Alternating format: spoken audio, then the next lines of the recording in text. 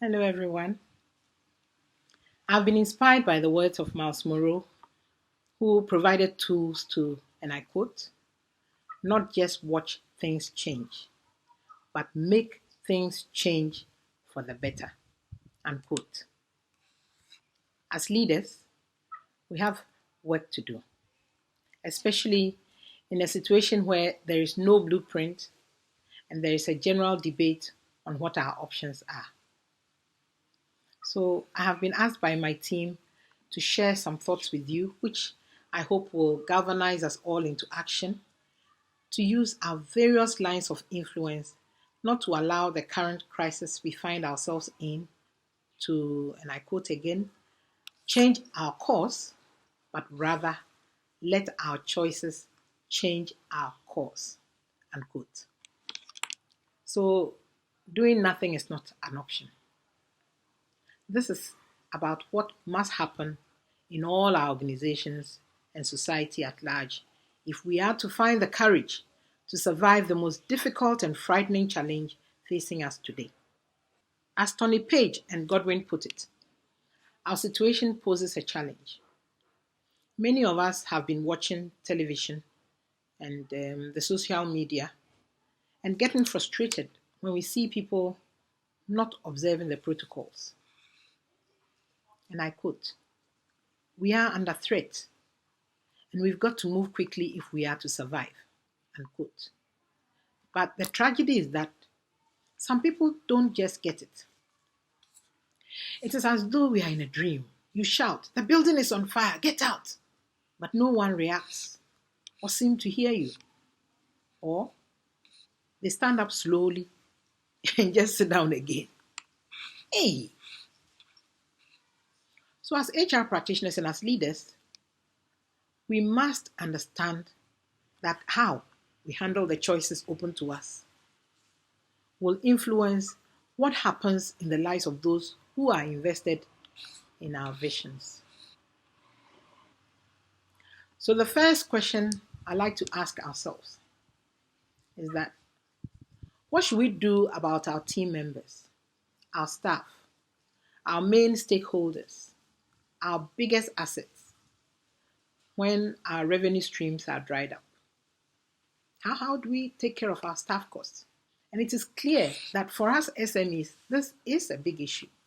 Some companies have practically no revenues coming in just by the very nature of their services and products they sell. And the obvious solution for a lot of business owners is to consider layoffs and pay cuts, especially since the doctrines under force majeure and that of frustration allow contracts to be abrogated without liability. So I'm here to suggest that we do not do that. Well, if leadership were logical, we would have no story to tell, will we? So I further suggest that if it is possible, employers rather renegotiate with workers on decisions such as pay cuts, hibernation, paid or unpaid leave, just so as to sustain operations until the end of the pandemic. I believe aligning and engaging staff, unleashing their energy to achieve lasting results is our real work as leaders. We need to constantly communicate with employees, empathizing with their challenges, and empower them to perform. On one hand, containing their fears, and on the other, tapping into their ideas and passion whilst developing robust policies and strategies that respond to employee management and business continuity. Secondly, we all know that change is also the incubator of leadership development. So, renew your team's commitment to the organization's purposes and values. How can this be done? Enlarge their responsibilities and find out their untapped potentials and use them.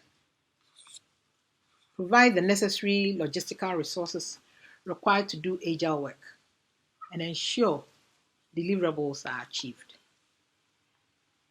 Encourage your team to develop skills towards digital competencies and set up an internal e-learning platform to train and coach on personal leadership effectiveness. The third thing we could do is to take a second look at the business. Can things be done differently regarding structure, operating model, processes, and performance? We just have to ask the tough questions. Has our destination changed with this pandemic? Or perhaps how we will get there is what may change. So we should see this situation as an opportunity to change the way we work. We can always blame it on the pandemic if it does not work so well. But on a serious note, this is the time to put on our thinking caps and refocus. In practice, as we all know, strategic decisions are always taken by a few, and yet these decisions affect the lives of many. So make bold moves to diversify revenue streams and mitigate risks with cash cow businesses. Lean is always better. Restructure business units and support functions to be efficient, smaller, innovative, and still productive. The fourth thing I would like to suggest is to connect at a deeper level with your customers. Reconnect with your suppliers, all key partners that matter to your value chain. Show care and concern for your customers, your competitors, creditors, and community through sensitization programs and donations. Please don't solve one problem by creating another. Don't be quick after 2 months to create unemployment. If we create unemployment, desperate people will be created. And desperate people are dangerous to society and to the communities. So, I would like to leave you with these thoughts. COVID-19 has brought some drastic changes in the world of work. I beg the question, what will you do with this change? Stay safe, everyone. This too shall pass. Thank you. This thought leadership session was put together by the HR consulting team at Lene Services, who work tirelessly to provide companies with top-notch recruitment, training, and organizational development solutions.